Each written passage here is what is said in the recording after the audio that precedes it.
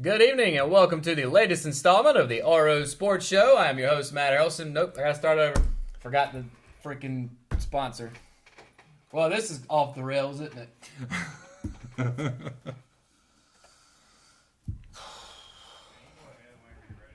Alright. Let me put a smile on. Good evening and welcome to the latest installment of the RO Sports Show, brought to you by First Health Orthopedics. I am your host, Matt Harrelson. Alongside with me, Dion Cranford, our resident Raider know-it-all. Yes. Dion, we appreciate you for joining us. And goes without saying, the Richmond Raiders are now the 2018 SAC champion after they defeated Scotland County 23-8 on Saturday. Obviously, a huge rivalry game, but I'm going to ask you the same thing I do every week. What'd you think?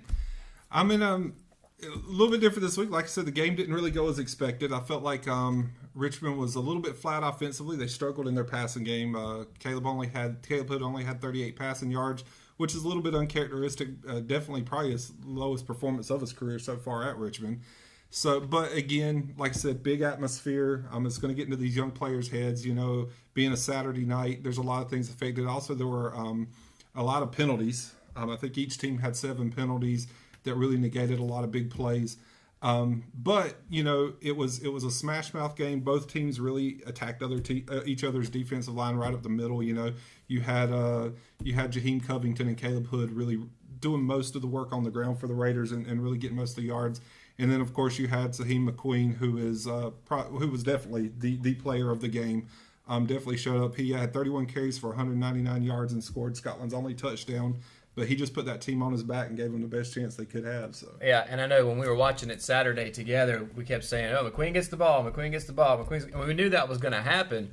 But as far as Scotland is concerned, do you think maybe they're just a couple players short of being able to help out McQueen and getting them to the next level against our defense? Yeah, much like Richmond, they're very young. They just don't quite have the experience as Richmond's young players. And I know that sounds strange, but with a really good feeder program, really good JV program, the JV team, won their conference title too. So it's just a lot of experience coming up, even from those young players. Where Scotland's really having to start from scratch. They were very senior heavy last year, so a lot of their key players are lost, and a lot of these guys that have moved into those key roles are very, very new. And but the good thing is, with youth comes the potential for growth, and I think they'll get a little bit better. So. Yeah, and you're talking about Hood and Covington running the ball. Looking at the Richmond Observer's article here, Covington had 118 yards. Caleb Hood had 102 yards, so they definitely picked up the slack, so to speak, from the passing game, which surprised me a little bit. As you mentioned, only 38 yards for Hood. That's kind of a little unordinary for him. But nonetheless, they were able to pick up that slack. But talking about McQueen, he went and scored their first touchdown. Then he had the 2-point conversion. But it seemed like after that, that was the first possession that they had. It seemed like Scotland had difficulty not necessarily moving the ball, but scoring on us. Yeah, and we talked about that a couple of times now. Both teams seemed to play very well between the 20s. Once the field got short, it was really both teams just kind of bringing everybody in defensively and stopping the run games. Richmond's was just a little bit stronger. They were able to get into the end zone a couple extra times. And oddly enough, I think Trevor Moss's field goal, he had a 27-yard field goal. I think that was a big deal because when Scotland got close and got stopped, it was like they were trying to push it in on 4th down or trying to do what they could to get in.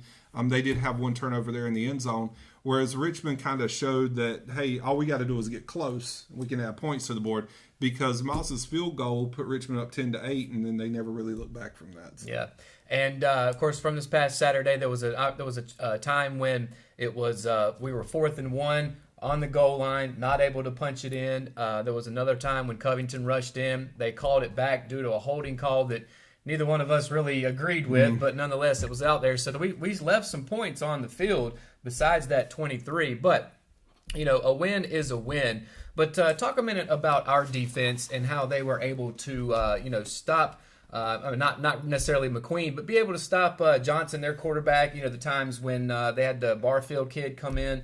Obviously, Scotland wasn't able to throw like they wanted to. But was it kind of a thing where they were like, all right, we're going to kind of let McQueen do his thing and just stop the rest of the team, perhaps? Well, yeah, once again, I think I told you before the game, Scotland's main thing defensively was to kind of defend our passing game and make Richmond one-dimensional, and I think that was really the only way they stood a chance, even though Covington Hood's very good. I think if you kind of reverse the roles, I feel like Richmond's defense was really getting beat up the middle. Scotland, they weren't secret about what they were doing. It was just like, McQueen's going to get the ball, but he just had the strength and the ability to make a lot of big plays out of nothing. But on the flip side of that, the first half, Richmond was really biting on like a lot of those draw plays and a lot of those things, and they were really getting into the backfield, and then they would get burned on a short pass or something. Whereas that second half, I don't know what those coaches told them at halftime, but they were right on. Anytime the ball was going to anybody, there was a defender right there to take them down. Plus, they got Johnson several times in the backfield, and as a matter of fact, Johnson even got hurt and was taken out of the game for a few plays. So the defense really buckled down in the second half, and then you also gotta think about depth a lot in that situation. Richmond with a lot more players, a lot deeper on the roster, and can rotate those players in and out. And for Scotland, fatigue has just had to become a factor late in that ball game, and I think that played a big part in Richmond's defensive success as well. Yeah, absolutely. And we saw, talking about fatigue, McQueen, he did it all basically. But even the plays that he had to come out for a breather here and there. McCoy, who was his backup. There were a couple of plays that he broke off too that, it seems like he may be a good running back moving forward for Scotland unless he's a senior. Do you know? No, I don't think he's a senior. He should be back. He did a great job. He was a little bit smaller, but he was fast. He got 2 steps and he was at full speed. Really hard to bring down. So talking about Scotland before we move forward for Richmond, Scotland, I know they don't want to call it a down year, but let's face it, that's kind of what it is. And after the last 7 years that they've had, I don't know what else you can call it. But what do you think Scotland's program is going to be like moving forward after having 7 straight SAC championships? Well, we've talked about it before. Independence had those big 7 seasons at the beginning of the 2000s, and now they're just kind of that team that everybody says, hey, remember when Independence was good? Scotland's really got to kind of take that and look at it as a motivation not to let that continue. The biggest thing for the Scots at this point is to, focus on rebuilding from scratch and moving forward and not trying to be what they were last year next year.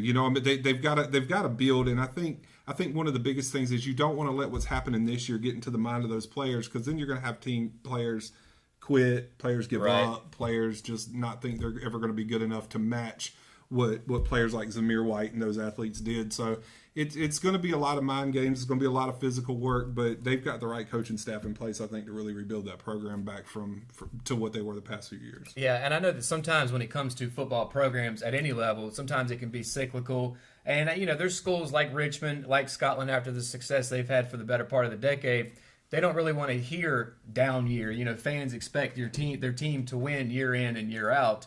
But they've been 37-0 against conference play during those 7 titles, so I don't expect them either to be going down with the ship, if you will. So well, and one thing to think about from a Richmond standpoint, I always say comparing teams down years is a better measurement of a program than comparing their up years, because you got to think, even though Scotland's kind of owned things around here the last 7 years, Richmond still averaged 9 wins a season those years.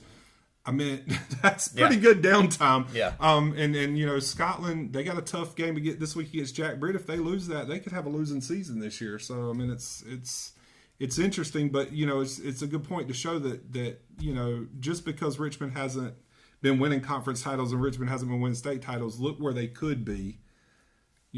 Absolutely. And, speaking of winning 9 games, that's where we're at now, 9-1 overall, 6-0 in the SAC. So talking about us moving forward, our next matchup is going to be a game we're having to make up because of Hurricane Florence a little over a month ago against Purnell Sweat, who is 3-7 overall, 1-6 in the conference. They actually had to play on Tuesday.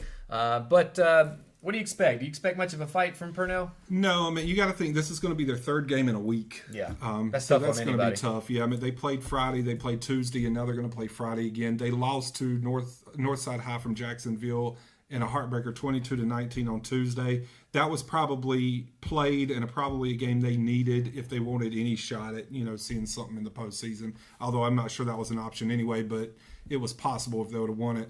And then they lost to Lumberton 34-21 last week in their big rivalry game, because that's actually, I know a lot of Raider fans have never been to one of those games, but they'll pack the house for that one as well. So that's a big game for them. So they're not really coming in with a lot of hype or motivation. It's probably going to be kind of a sluggish night for them. So I imagine Richmond will take it pretty easy. Yeah, and as we've talked about before, before we came on air, rather, this is an opportunity for Richmond to perhaps rest some guys if they need to. Maybe if anybody's ailing a little bit, maybe try to get a lead and then perhaps not take it easy, but bring in some guys that don't normally get playing time. Yeah, I mean you've got the good thing about the new playoff format is Richmond's going to get a bye week next week. This game, thanks to 71st losing to Jack Britt, Richmond's got the conference locked. They probably got a first-round bye, even if they lose to Sweat on Friday, which, shouldn't happen, but even if they do. So there's no real pressure to go into this game and really blow them out. Just get a good, comfortable lead, get it to where they can hold the victory, and then just rotate some guys in. And because the last thing you need is somebody important getting hurt in a game that don't matter. So absolutely, and that's going to be tomorrow night at Pembroke, so at Purnell Sweat High School. So of course we hope all the green and gold will head up there. And it seems like the green and gold's been traveling pretty well. There's all the hype around it being an 8-year team. Mm-hmm. So I think this is as good a year as any to win another state championship. Yeah, Raider fans are definitely excited. It's been fun to be in the crowd this year. So. Absolutely. It's been fun to cover it as well. So that's going to do it for Richmond Raider Football Talk this week. Appreciate you for joining us, Dion, and we'll see you back here next week, hopefully.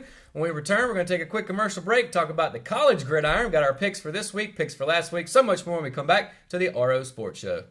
Hayden Construction has 2 new homes under construction at 2 distinct locations, 125 Crystal Court in Carolina Hills and on Robertdale School Road. Both feature incredible floor plans and distinct features inside and out. Hayden Construction, quality, value, and beauty. Call Jamie Smart at 910-331-5811 or Nicole Hayden at 910-995-0717 today to schedule an appointment. Exit Realty, making dreams a reality.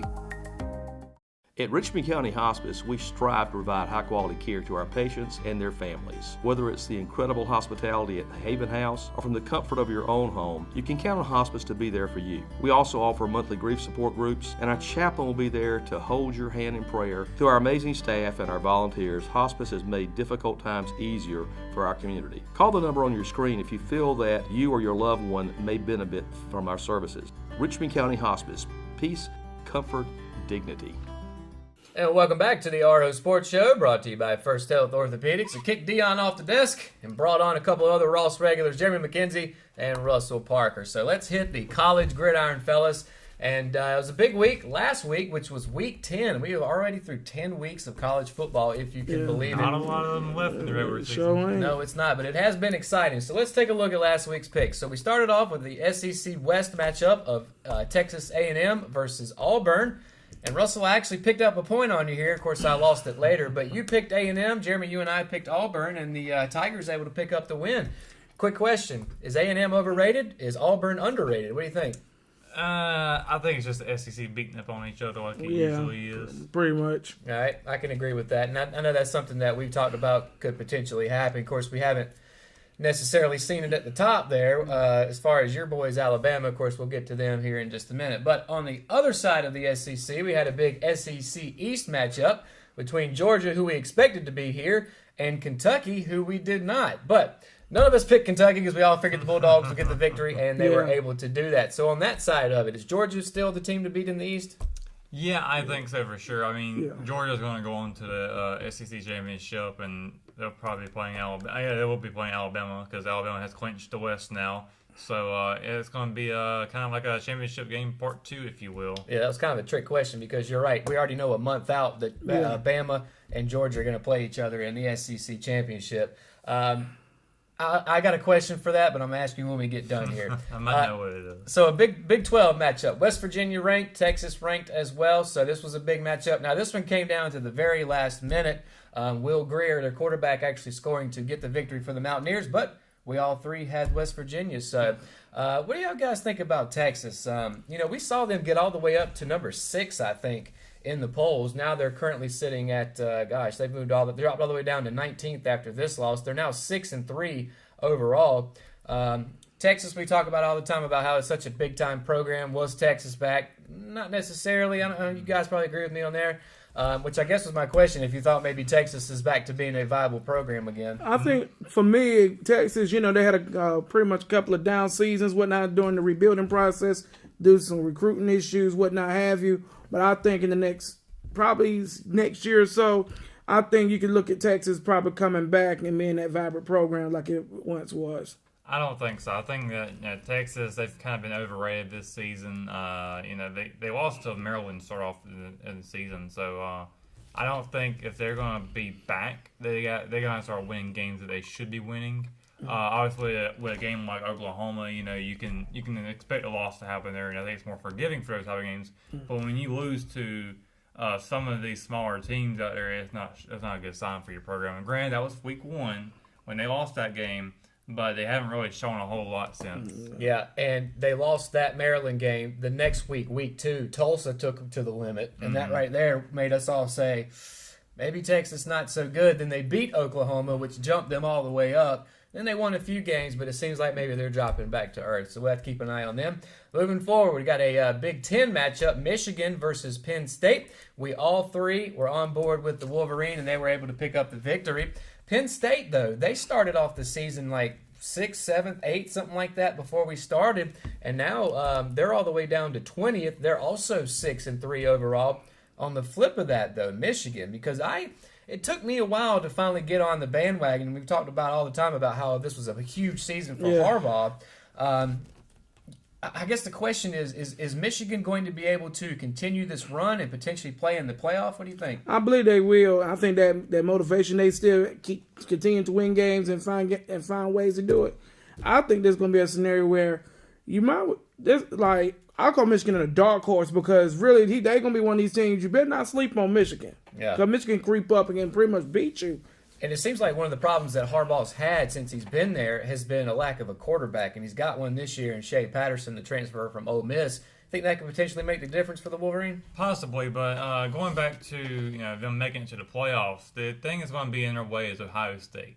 They've got to be Ohio State, and they got to win the rest of the season first of all. But they have to be Ohio State. If they lose that game, they drop to a 2-loss, and they're probably going to be out for sure because it's going to be hard to argue, them getting back in.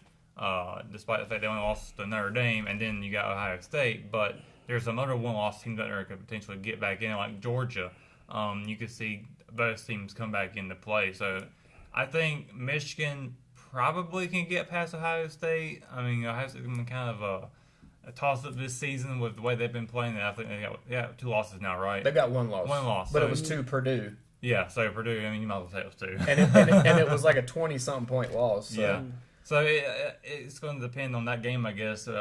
Big Ten there is going to be the biggest matchup when it comes down to it. Yeah, and I'll give you that point, but I'll rebuttal with this. Ohio State lost to an unranked Iowa team either last year or year before last, and still made it into the playoff. So as far as Ohio State's concerned, I agree with you that it's going to come down between Michigan and Ohio State as to who could potentially get in.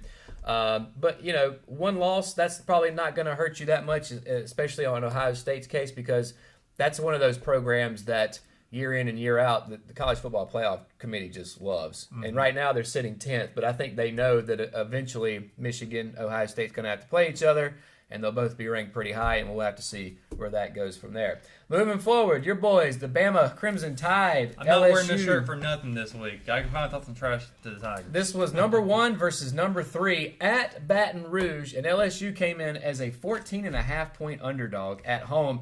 It turns out Vegas wasn't right because it was 29-0. So, man, what do you even say about Bama anymore? Is Bama like just ruining college football? Yeah, I've seen that question pop up a lot after this past Saturday, and I don't think so, at least not from my perspective it isn't. But, right. I mean, it's what Coach Ogeron said after the game, that Alabama is just the best. I mean, he pretty much said that. I'm not saying that as a biased standpoint, but we had LSU coach say that, they're just better, and they're certainly championship material this season. I mean, it's hard to argue against what Nick Saban has done to that program. I mean, I think he's actually broken another record that Bear Bryant set. So he's already looking to be arguably, I don't think you can really argue it after a couple more years that he's going to be the best coach of all time. Yeah, I mean, I don't think there's any arguing that. Now, going back to Georgia and Alabama, we already know they're going to have to play each other in a month for the SEC championship, which, quite frankly, could be the earliest we've ever established the two champions. Is there any chance that Bama doesn't get into the college football playoff? Even if Alabama lost that one to Georgia in the title game, that's really not going to hurt their chances. So, I mean, all right, so the scenario, I guess, is Bama wins out, obviously they're in. Yes. Even if they lose to Georgia at that point, we see the same two SEC teams get into the 4? I don't think. I think Georgia might be the one who gets in over Alabama if Georgia wins that game. Yeah, because let me toss a scenario at you guys, because I love doing this kind of stuff. Let's say that Georgia beats Alabama in the SEC championship. They both have 1 losses. Clemson goes undefeated. Notre Dame goes undefeated. Who's out? Yeah, I feel like it's going to be Alabama in that situation, just because Georgia is coming off of a win against that team that was number 1, and with them having their loss coming back from LSU at LSU Stadium, I think that's going to come back and say, okay, that was early in the season. They've learned from their mistakes and they've built up on that, and they've beaten the top team of the nation. Alabama, they lost to a team who beat a team that they beat. Or Right. also a team that they beat. So I think the LSU game will come back, and I think the committee is going to have a hard time arguing for either team in that situation. Now, I will say this. I don't really expect Georgia to beat Alabama, but it could happen. I mean, Yeah. Georgia's no scrub by any means. No, in fact, the last couple of times that Alabama's played Georgia has been within a touchdown, I believe. Yeah, it just seems like right now, perhaps Clemson may be close to Alabama. We won't know unless they end up playing each other for the 150th time in a row. But it just seems like Alabama is just head and shoulders, almost literally, above the rest of college football. So, anyway, moving forward for our locked in this week, real quick, I had Clemson over Louisville. They barely squeaked by 77-6 or something like that. They put up a basketball score. Jeremy, you had Tennessee over UNC Charlotte. They were able to get a big victory. And Russell, you had Army over Air Force in the Battle of the Armed Forces. Go Army. And then as far as upset alerts, we were all wrong. So should we just leave it at that? Yeah, pretty much. No, I'll just run through them real quick. I had UNC over Georgia Tech. They did play. I keep saying this every week. UNC keeps playing teams close. They don't end up getting a victory. This is just another week of that. You had Stanford over Washington. Washington able to win. They're back in the top 25 at number 25. And then, Russell, you had Texas Tech over Oklahoma. Oklahoma steamrolling now after that loss to Texas. They're now up to number 6 in the CFP. So let's look at this week, week 11. Oh, don't forget, I am still eating. I forgot, though. So moving forward, I don't even remember what the score is. Moving forward, so this week we got Ohio State and Michigan State. Now, obviously, Ohio State's coming in, like I mentioned, ranked 10th. Michigan State is 18th. So, who you got? We got Ohio State. All right. I am going to go with the Spartans on this one. Okay. And I was going to do the same until I realized you did, so I'm taking the Buckeyes because I need to make up points on you. Actually, both of us do. So, I just, quite frankly, I really think Ohio State's the better of the two teams. Yeah. But it is in Michigan State, so perhaps that could be something that messes them up. And Ohio State, as I mentioned, they lost by 20-something to Purdue. They've been known to mess up and trip up on a lesser team, even though Michigan State is not really a terrible team, but nonetheless. Moving forward, Wisconsin versus Penn State. Of course, Wisconsin started the season at number 6 and is now unranked. Penn State barely hanging on at number 20, but who you guys taking? The Nittany Lions. Yeah, I'm going to go with Penn State on this one. Yeah, I agree with you guys, although I do still expect a big game from Jonathan Taylor, who is Wisconsin's dynamic running back. But Penn State, I think they've got the more talent. It's going to be at Beaver Stadium. I see victory for Penn State. Now, a rivalry game, even though it probably won't be this week, but UNC Tar Heels going to Durham to take on the Duke Blue Devils. This is not a basketball game, folks. No, this is football. This is football, and I can tell you right now, I think Duke's 6-3 and Carolina's 1-7, something like that. Who you taking? We're going with the Blue Devils. Yeah, I'm going to take them as well. If a basketball, it'd be the other way around. Yeah, well, I don't know right now. Duke looked pretty good against Kansas or against Kentucky the other night. But so you guys are both taking Duke. I'm going to stick with my Tar Heels simply because you guys took the other ones, and I really think UNC is going to pick up one more victory before this season ends. I really do. Also, Well, that may be, but Fedora, I feel like he's probably going to get fired, and he's probably going to just throw everything in the kitchen sink at him. I hope that because this is a big rivalry game, it'd be one of those where the records don't matter, and that's basically what I'm basing my prediction on. So, and then your boys, Bama, back on the scene playing another ranked team. This time it is number 16, Mississippi State, going to Tuscaloosa to play Bama. So I think we can all agree this is going to be Alabama, right? Oh yeah. Tide. All right. Does Nick Fitzgerald, who is a dynamic quarterback for Mississippi State, is there any chance that they even get close to Bama this week? This could actually be a team that a lot of people are probably going to be overlooking. I don't think Nick Saban will, but most people will be. And maybe even some players might have that in their minds just a little bit. But I think Mississippi State could give Alabama a little bit of a run, maybe in the first half. Usually when Alabama gets upset, it's because the opposing team has a mobile quarterback.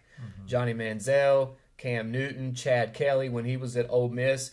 Nick Fitzgerald is exactly that. Matter of fact, he's outrushed all of those people and Tim Tebow as far as rushing yards for quarterbacks. I don't think that they'll beat Bama, but I think they may be able to Scare them a little bit. keep it close a little Yeah, bit. they'll put up good stats up. But when I say keep it close for a little bit, I still expect Bama to win by like at least 2 touchdowns. So. Yeah. And then finally, an ACC matchup, Clemson, number 2, against number 22, Boston College, which we haven't seen Boston College ranked since I think Matt Ryan was there. Yeah. But And Luke. kind of like Bama, are we all taking the Tigers? Yeah. All right, I don't think they're going to have any problem, even though it is in Boston College. Trevor Lawrence, dynamic quarterback again for Clemson. Just a freshman. They're going to have him for at least 2 more years after this, so I expect big things from the Clemson program. All right, guys, let's hit our locked-ins here real quick. I'm taking Michigan over Rutgers. Michigan coming in at number 4. Rutgers coming in at how many schools are in the country? 300. Coming in at 299. I expect Michigan to win by 40 points. So, Jeremy, you got NC State over Wake.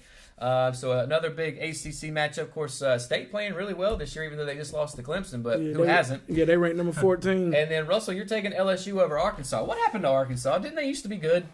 I don't remember a time when they were good. They used to be good. They used were to have, decent. They used to have a good running back core.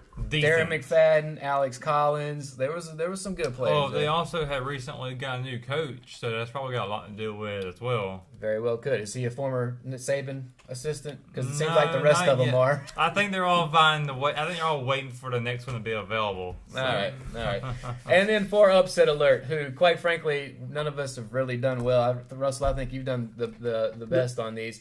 I'm taking Northwestern over Iowa, and Iowa's coming in ranked 21st. They're actually a 77% favorite to beat Northwestern, but Northwestern, I think they're 5-3, which Iowa State's ranked 5-3. You can make a case that Northwestern could be ranked, so that's what I'm going with.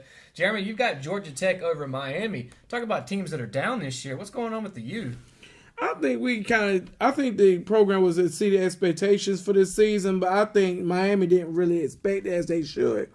But I think it has a lot to do with the coaching as well. All right. And then, Russell, you got Auburn over Georgia. You really think that's going to happen? I would love to see that one. I mean, Auburn. If that happens, it throws everything we were talking about out the window. It does. I actually said this earlier in the season that Auburn would be the team that could potentially upset Alabama and Georgia. And I think this could very well still happen with Georgia. All right, so that's our picks for Week 11. And then real quick, guys, give me who your big man on campus is this week.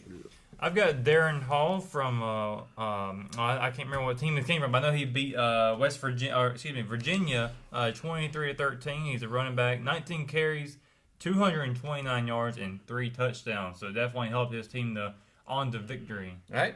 I got Jonathan Taylor, running back from Wisconsin, had a big game against Rutgers last week, and he rushed for 208 yards, along with 3 touchdowns. Yeah, we're going to see him on Sundays very soon. Another guy we might see on Sundays is my big man on campus, Will Grier, who we talked about all year about being a Heisman candidate. Quarterback for West Virginia. He was 28 of 42 for 346 yards and 3 touchdowns. And rushed, as I mentioned earlier in the show, for the game-winning 2-point conversion with less than 20 seconds left to get a win at Texas. So, big man on campus. And then finally, guys, I wanted to take a look. I know I've been asking y'all what you think who your top 4 would be, but since the CFPs are out now before we tape our show, I know you guys probably written them down. Mm-hmm. But as we currently sit, Alabama 1, Clemson 2, Notre Dame 3, Michigan 4. Let's start right there. Do you agree with that?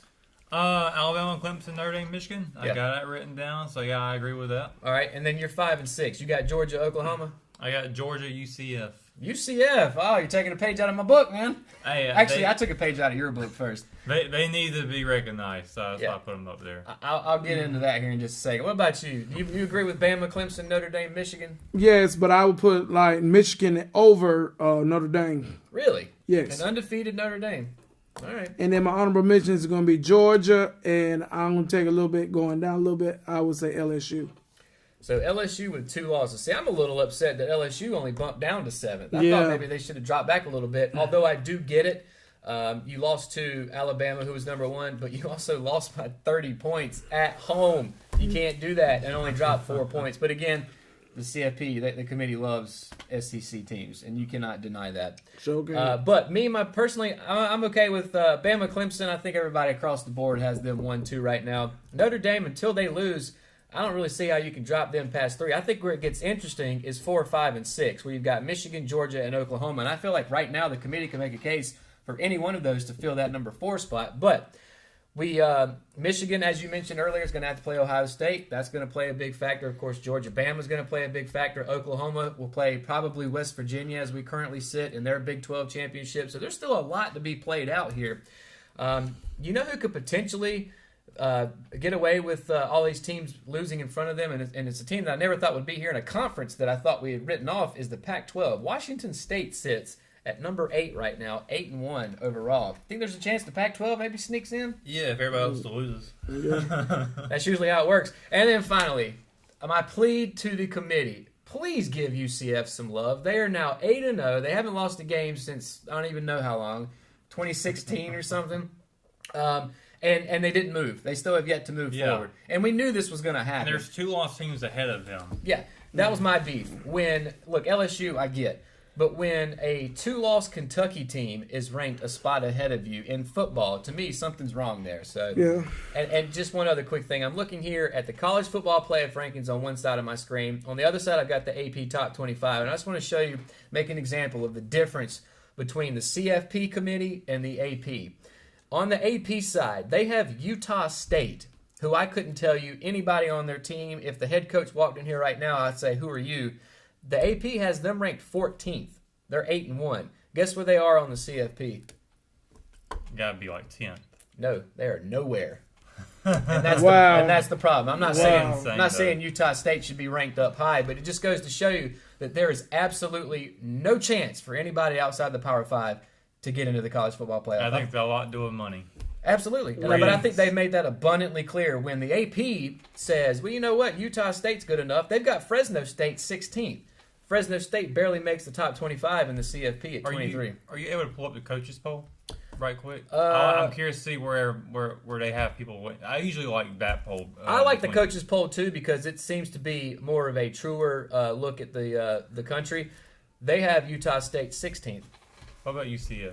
They have UCF 11th, so only one spot ahead.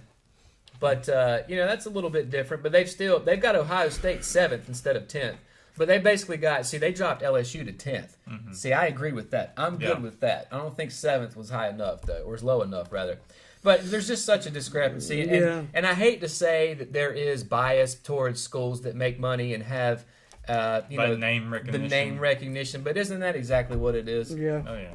So anyway, that's my rant for this segment. So that's going to do it for college football. And, of course, we'll come back next week, take a look at these picks.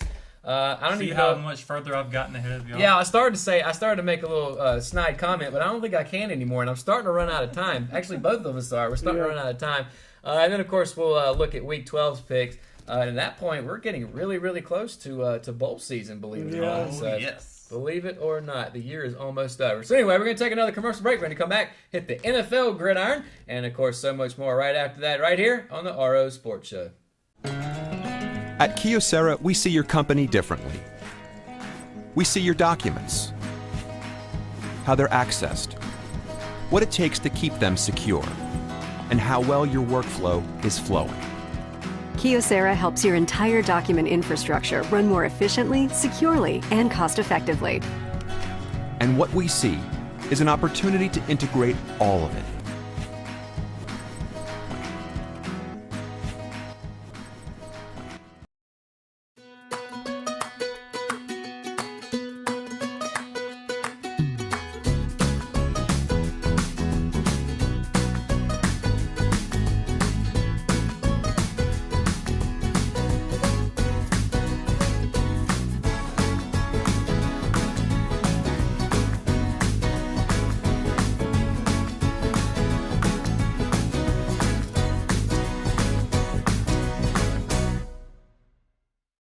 And welcome back to the RO Sports Show, of course brought to you by First Health Orthopedics. So we kicked Russell off the desk, but Jeremy stuck around. So we're going to hit the NFL gridiron now.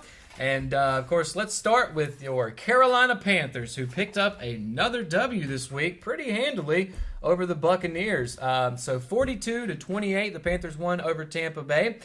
So what impressed you so far about Carolina? I think it's the defense. The defense is pretty much creating a lot of turnovers, and I think they really motivated. And Dante Jackson, like I said, he was still in the second round. We picked up from LSU, and he pretty much is getting recognition not only as a premier cover corner, but also can be in line for Defensive Rookie of the Year award. Caught a pick in the game, and pretty much linebackers doing their job. But on the offensive side, which is pressing me, is Cam Newton right now.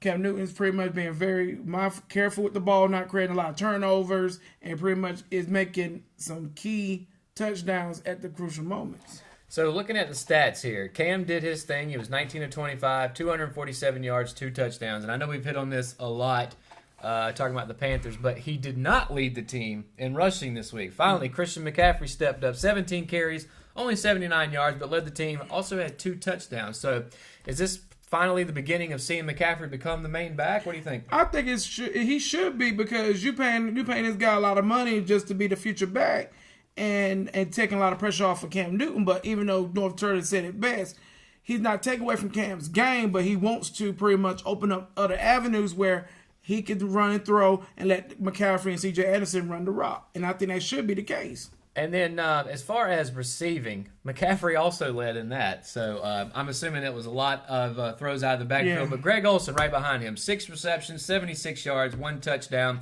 Devin Funchess, though, only 44 yards.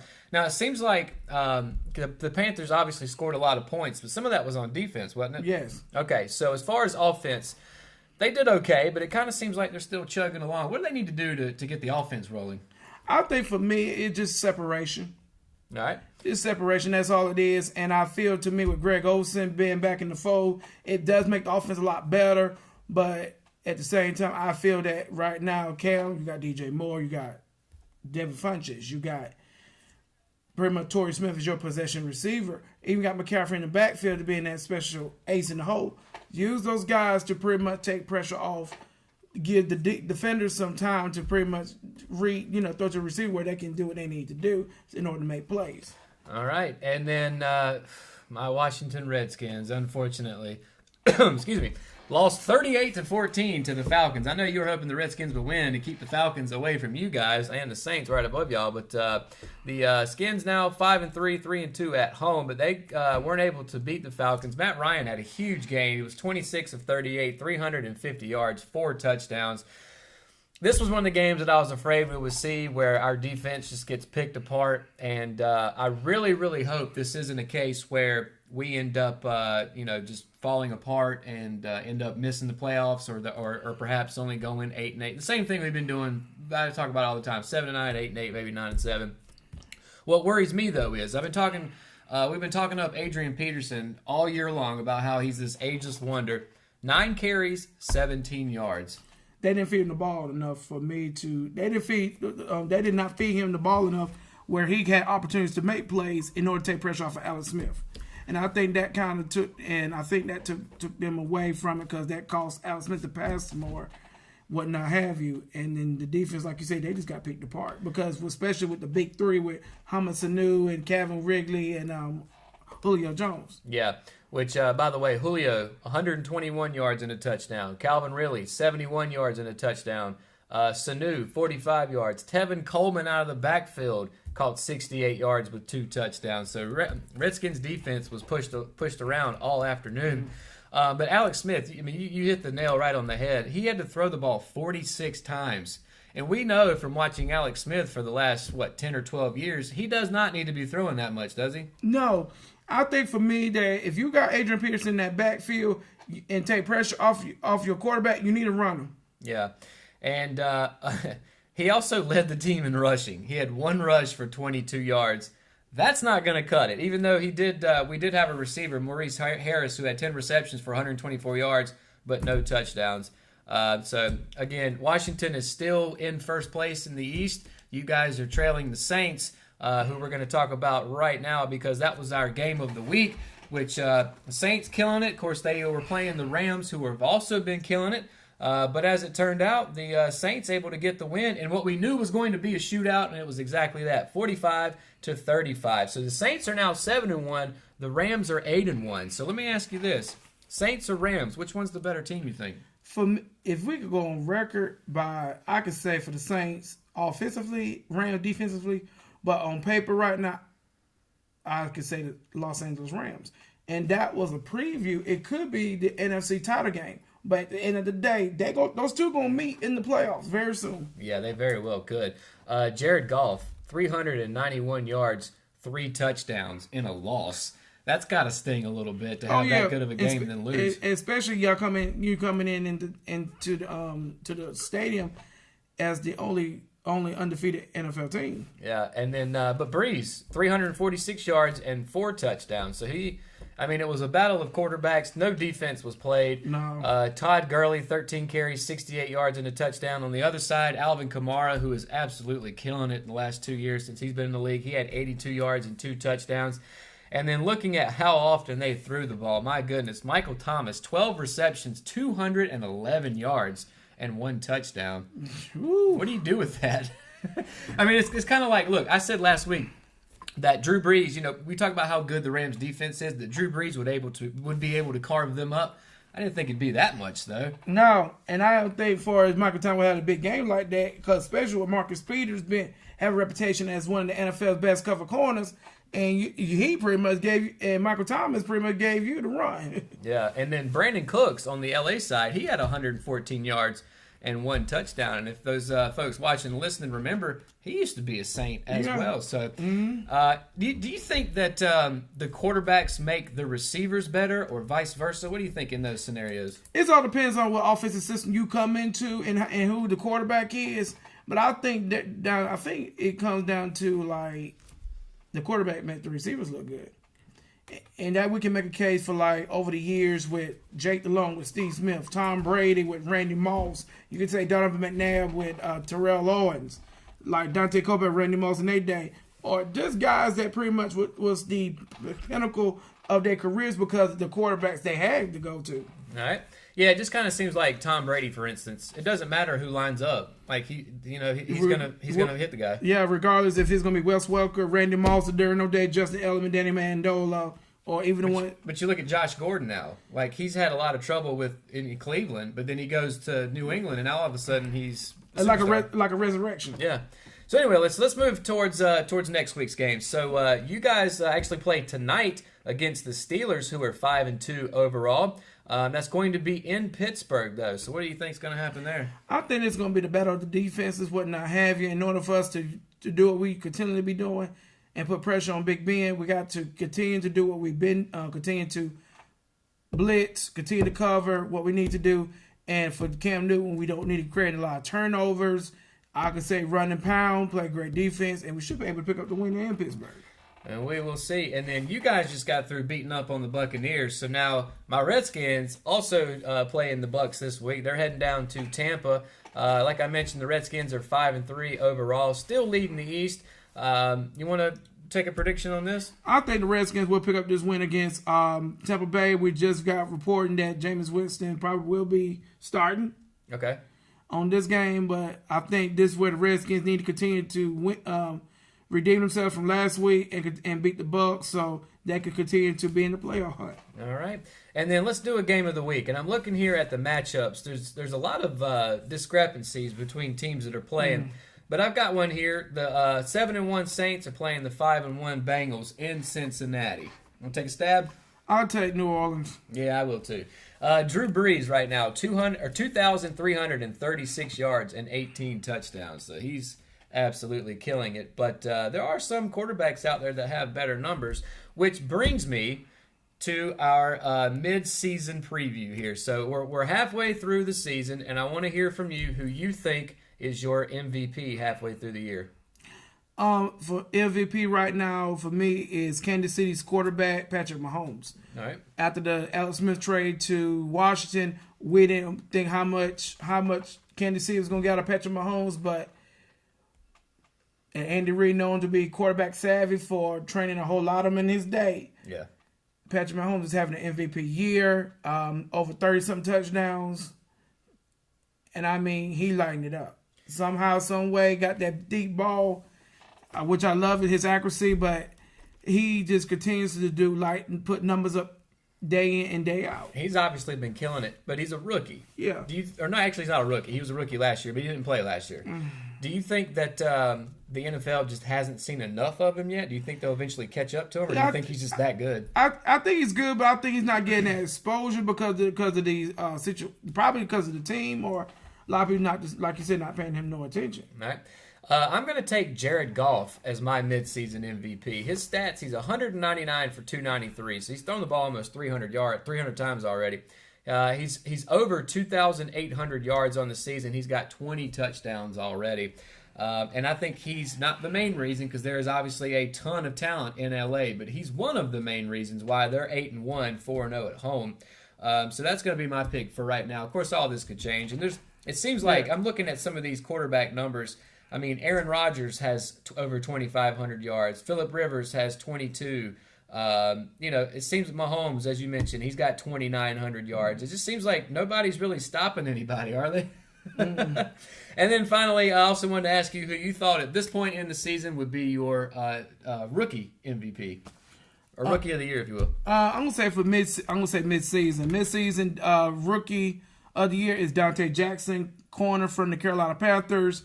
Like I said earlier, we didn't know how much since the Josh Norman trade to Washington, we didn't know how much we're going to get out of Dante Jackson. We didn't know. But I could say for Marty Herney and the Panthers organization, y'all got a jewel and a steal out of this guy. This guy is balling out here and continues to be dominant day in, day out and getting picks. I think right now he's probably number 2 or number 3 in the league in picks right now. He's probably the next thing after Josh Norman. Okay, I was going to ask you if he's like the next Josh Norman I for you believe. guys. All right, so y'all keep him for a few years and he can come to us. Now y'all keep Josh Norman. And then for my rookie of the year right now, I'm going to take James Conner, the running back for Pittsburgh Steelers. Coming into the season, personally, I didn't really think we'd see much of him because Le'Veon Bell was supposed to be the man there. Of course, as we know now, 10 weeks into the season, we have yet to see him play. Yeah. Which I'm still mad about because you were my number 1 pick in fantasy, Le'Veon. So I don't know what to do with him on my roster. Anyway, but James Conner currently has 151 carries, 706 yards, and 9 touchdowns. So if you, obviously we don't know how he'll turn out by the end of the year, but if you were to just double that, that's 300 carries, that's over 1,400 yards, and that's almost 20 touchdowns. That's a really good year. I don't care who you are, whether you're a rookie or not. Plus, you just got the story behind it. He played at Pittsburgh for the Panthers in college.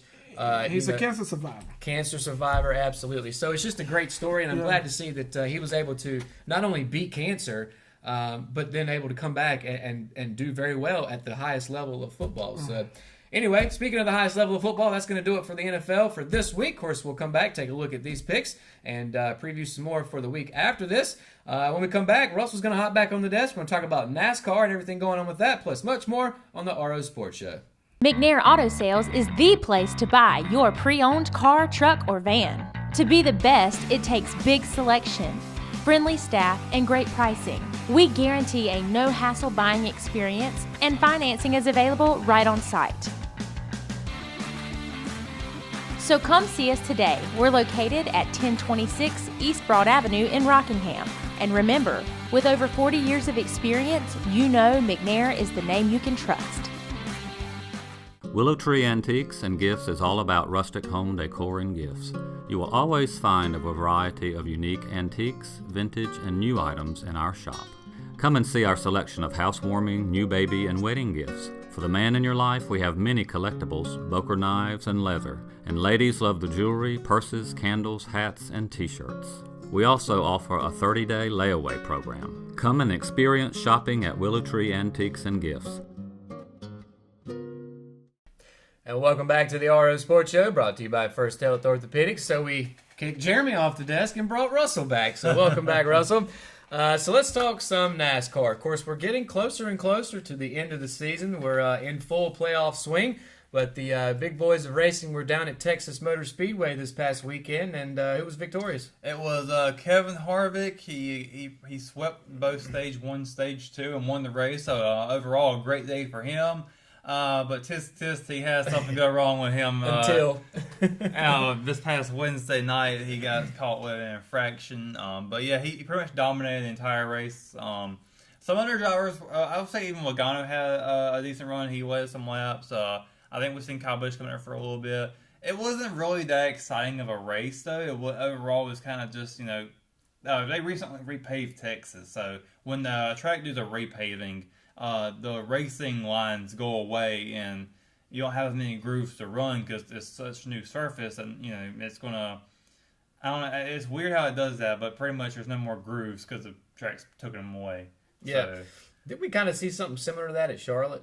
yeah, Charlotte's had that happen. Atlanta had that happen a couple of years ago. And as a matter of fact, Atlanta was getting ready to do another repave, but then fans and drivers kind of said, no, we don't want this, so Atlanta did not do it. Gotcha. They pushed it back some. So speaking of Harvick, he was victorious, but then later on found out not so much, right? Yeah, so he got caught Wednesday. They brought the car in for R&D, so they break the car down. They do that for, I think, first, second, and third place drivers. They take the cars, break it down. So R&D found out that he had a spoiler that was altered, and the rule is you cannot alter your spoiler. It must be used exactly as supplied by the manufacturer. They found something completely wrong with it that pretty much allowed him to have a faster car, essentially, going into Texas. And they docked him 40 points and took away the win in terms of not being able to use it for the playoffs. So the win's still there, but it's not going to count towards the playoffs where he's automatically locked in. So now Harvick is still kind of on the cusp of not even making it now. We're looking at from what he had with 20 plus points above the cut line. Now he's only down to 3 over. Yeah, that definitely throws a wrench into things, especially when, as you mentioned, whoever wins moves forward, right? Yes. Yeah. Only one race to go is for Homestead. It's going to get tight now. So before we look forward, I've got a question about what happened to Harvick. Obviously, you said you're supposed to race it as you get it from the manufacturer. So they had to actually go in and do this, right? So they did it on purpose, hoping they wouldn't get caught, you think? I don't know if they were really trying to say... I want to say they were trying to cheat. I think they were trying to find something new to work with, but undoubtedly they were going to get caught. Isn't it their job to know what the rules are, though? Yes, and it definitely falls onto the crew chief, who's actually going to be suspended for a couple of races now. I don't think he's going to be for next week or at Homestead. I think maybe another crew member got suspended for a couple of races as well. This doesn't fall on the driver, I'd say, because the driver is not usually handling the car on a day-to-day basis. But nonetheless, he got docked 40 points. It costs them, though. And people think that NASCAR is all about just a single driver out the track, but it is a team sport, and all of that's going to play into a factor. And you don't see those guys; they're always at the shop. But what they do to that car is how it affects it on race day. So Harvick's been one of the quote unquote big three this year. So his crew chief is done for this year. Pretty much, yeah. You think that's going to affect the rest of the team? I think so. I mean, they're not allowed to be on the pit box, or they're not allowed to have communications with their driver. So that can very well happen. We've had it happen to a number of drivers in the past. I don't know what to expect. I forgot who the guy's going to be taking over Harvick. He's a decent crew chief, though. He's pretty good, so I think they might be all right. But heading into ISM Raceway, where they're going to next week, I think Harvick can still have a good shot at winning it. But I was looking at the stats. He's won the last 6 out of 10 races, but the last 3 races, he's only won 1 of those, and that was this past earlier this season. So it's going to be difficult to see how he's going to be able to get this one done. By the way, didn't you have Harvick winning Texas? I think it was Kyle Busch. I have him win ISM. That's where he's always usually dominating. I can't remember if it was that one or Texas, but I knew you said there was one where he wins it every time. Yeah. So let's take a look at the standings now that we've got this infraction out of the way. Where's everybody standing? So now Logano is still at number 1 with the win. Kyle Busch is at 28 points to the good. Truex is 25 points to the good.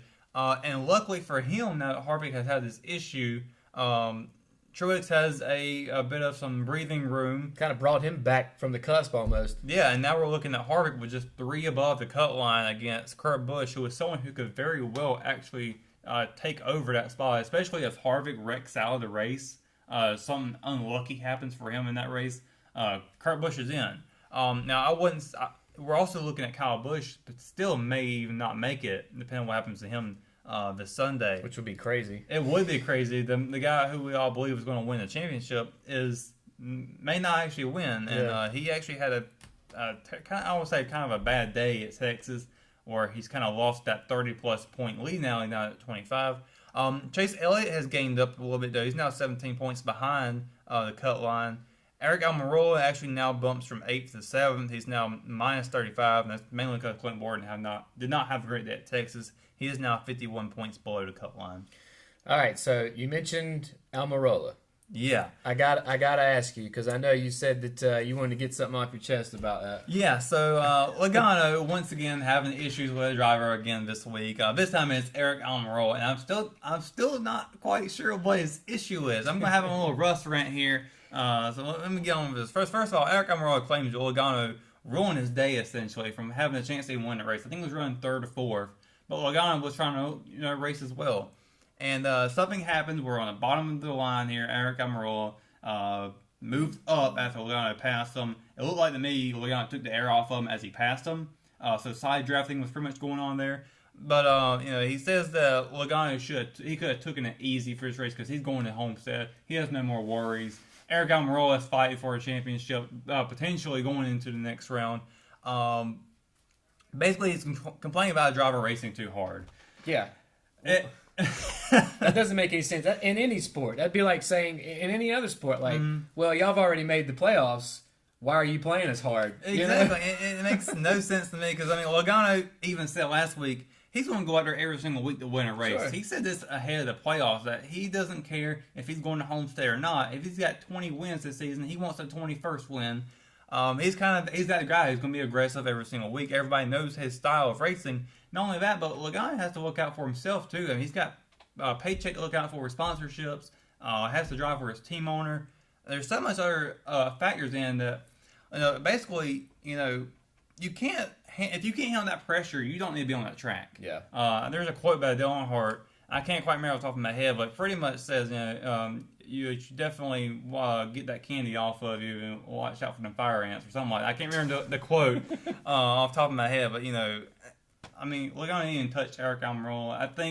I don't know what to think about this. I don't want to say nothing terrible, but Eric Almirola, it feels like to me he's trying to find a reason why he's not going to Homestead, and he's going to put the blame on Logano. He pretty much said Logano needs to watch out come Homestead. So kind of the same situation with Truex in a way, although I feel like Eric Almirola, he wouldn't even be in the round of 8 if it wasn't for that win at Talladega. I'm not saying he's a bad driver. He's had a great season this year, actually.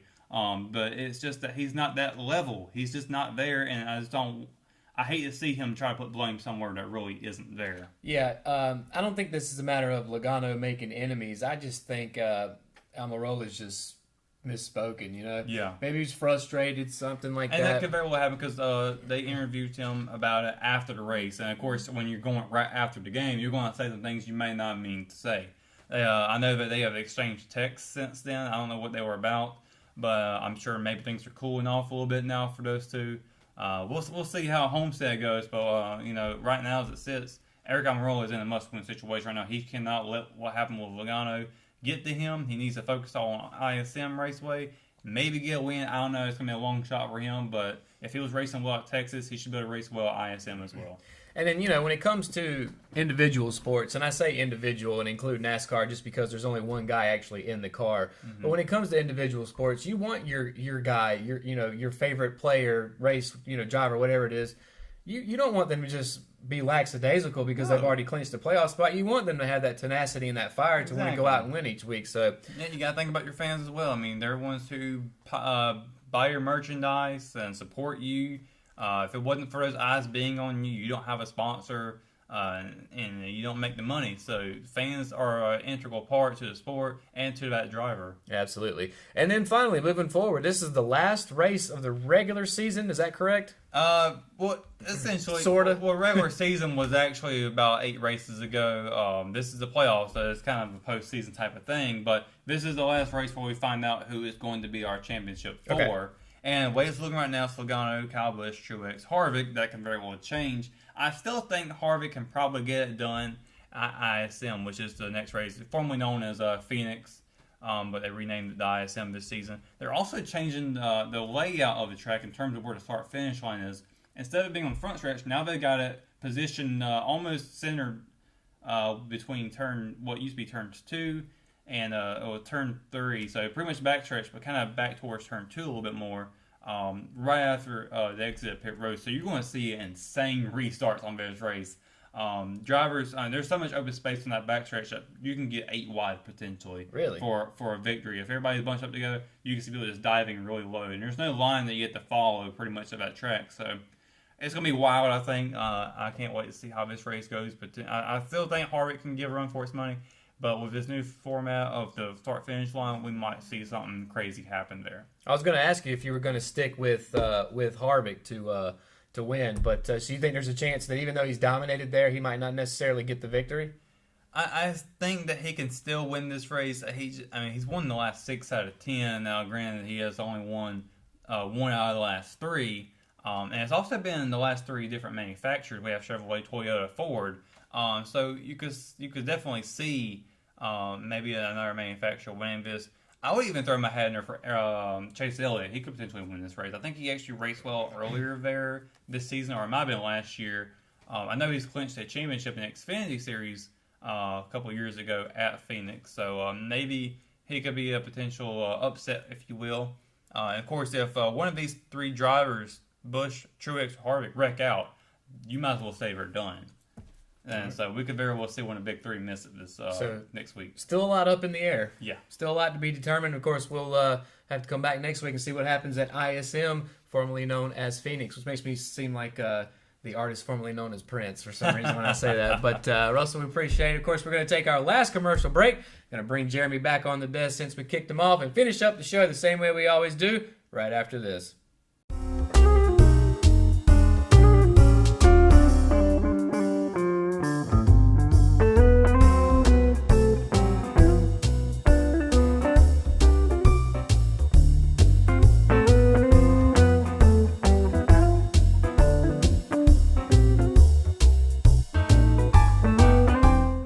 At Richmond Community College, we can prepare you for a high-skill, high-paying career in a variety of fields.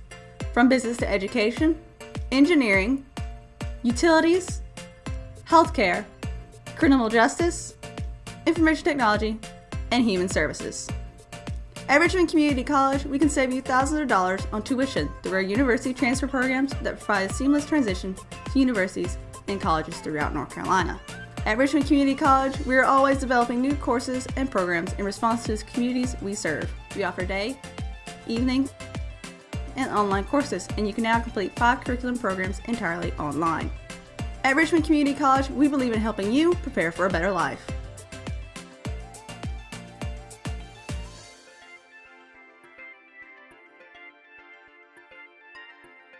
Richmond Community College. Local college, big impact. And welcome back to the final segment here on the RO Sports Show, brought to you by First Health Orthopedics. Guys, let's start off and finish the same way we always used to do, because we're bringing back our Big Impacts of the Week, brought to you by Richmond Community College, whose motto is Local College, Big Impact. So, Russell, let's start with you. Who's your big impact this week? I've got the Raider JV football team. They defeated 71st, and they clinched for the 3rd straight year the SEC title. That's big for them overall. 3 years of pretty much just massacring the SEC. Yep, no doubt about that. What about you, Jeremy? Who's your big impact this week? I'm going to switch up. I got, for my big impact, is for the first time in 7 years, the varsity Richmond Raider football team beat Scotland 28 to 3. Yeah. No, 28 to 8. My bad. 23 to 8. We'll get it right. 23 to 8 to beat Scotland County to become the SAC Conference champions. That is definitely big impact for this week. And then my big impact, my UNC Tar Heels basketball, because basketball season is finally back. Number 8 right now. We are ranked coming into the season, and they beat Wofford 2 days ago, 78 to 67, And for any Tar Heel fans out there, you may remember that this same Wofford team beat us last year, some reason. I So want to ask, was it really that big of a deal to beat Wofford? But I'm thinking of football, so. Yeah. Well, it shouldn't be that much big of an impact to beat them in basketball. But since they beat us last year, we avenged that loss and we're able to pick up our first win of the season. Our second game, for anybody wondering, will be tomorrow night, 7 p.m. against Elon. So I expect another big-time victory for the Tar Heels, even though it is a little disconcerting that we only beat them by 11 points. But whatever, that was at their house. So moving on, let's finish up, guys. Let's get to Love It or Hate It. So I've got a few here to run through, and they're going to surprise all of you because you haven't seen these yet. So let's see what you think. I'm going to start with basketball. LaMelo Ball. This is when you think the Ball family is going to go away. LaMelo Ball has decided to enroll and play at an Ohio high school. Remember, he and his brother were playing over in Lithuania, trying to get into the league, but he's going back to high school. Love it or hate it? I'm going to say love it. All right. Love it. I love it, too, because he had absolutely no shot of making it to the league, playing in Lithuania. Perhaps now, if he's back stateside, he'll be able to get some love, but that also means more LeVar Ball in the future. So I could be both love it and hate it. Coming up next, Fox Sports and ESPN broadcasters are pushing for Les Miles, remember him, to take over the Kansas Jayhawks football squad. Love it or hate it? I'm going to say hate it. All right. Yeah, I think Les Miles could go somewhere better than that. Yeah, he could. I'm going to say hate it for a different reason, though. Look, Kansas has been terrible in football since that one year that Charlie Weiss was there and they actually won their conference. Besides that, they're terrible. They're not going to turn around the season in just a couple years. Les Miles, believe it or not, is 63 years old. So how long would he really stay there, you know? Yeah, I don't know, but if even with Coach Miles, he could go to Chapel Hill and coach. Hey, I'd be good with that. Absolutely. Let's get into wrestling here for a second. Oh Lord! All night. I'm putting it in the middle so we won't go on for an hour. Seth Rollins was forced to defend the Raw tag teams by himself because Dean Ambrose broke off, went heel, and ended up losing the belts to Authors of Pain. So Seth Rollins having to fight 2-on-1 and losing the tag team belts. Love it or hate it? I'm gonna say hate it. All right. I'm going to say love it. I love his new persona of Dean Ambrose. It's awesome. You do? You like him being the bad boy? Yes. Him and Becky Lynch are on the bad side. I love it. That is true. I'm going to say love it just because I like that too, although I hate that it forces Seth to have to basically fight by himself in a division that technically requires you to have at least two people. Well, Braun Strowman did it by himself. That is true, but Braun Strowman's like 7 feet tall and 300 pounds. That joke can dominate his own scene, dominate a match like that. Yeah, well, and I should say he didn't actually fight by himself, really, though. I know he had a little girl, 10-year-old with him. Yeah, technically that's by himself. Bryce Harper, the baseball player, turned down the Washington Nationals 10-year, $300 million deal. He is 26 years old, hitting free agency, which is awfully young for a free agent, but he turned down a 10-year, $300 million contract. Love it or hate it? I'm going to say hate it. You going to turn that kind of money down, man? Hate it. What in the world are you $340 million. What was he asking for exactly? Well, see, the thinking is that he's probably could get more than that. See, here's the deal. Right now, Giancarlo Stanton signed a 10-year, $325 million deal with the Miami Marlins a couple years ago, which at that point, it may still be the biggest sports contract in North American history. So it doesn't account for soccer because those guys make, Ronaldo, those kind of guys, they make astronomical numbers. But I think Harper, being as young as he is, as good as he is looking for more than $300 million. And he may end up getting it, but I personally hate anything associated with Bryce Harper, so I'm going to say hate it. Two more here. We're going to the NFL. Le'Veon Bell, we talked about him earlier. He's back in Pittsburgh, but no word on whether he's going to meet the team. So love it or hate it? I'm going to say hate it for the simple fact reason. What you doing in Pittsburgh for unless you're reporting to the Steelers side of that franchise tender? All right. I'm going to say hate it. I mean, he needs to go out there and get to know his teammates some. I'm gonna say both, and I'll tell you why. I hate it that he's not playing because he's on my fantasy team, and I hate that he's not getting me points. He's just sitting on my bench.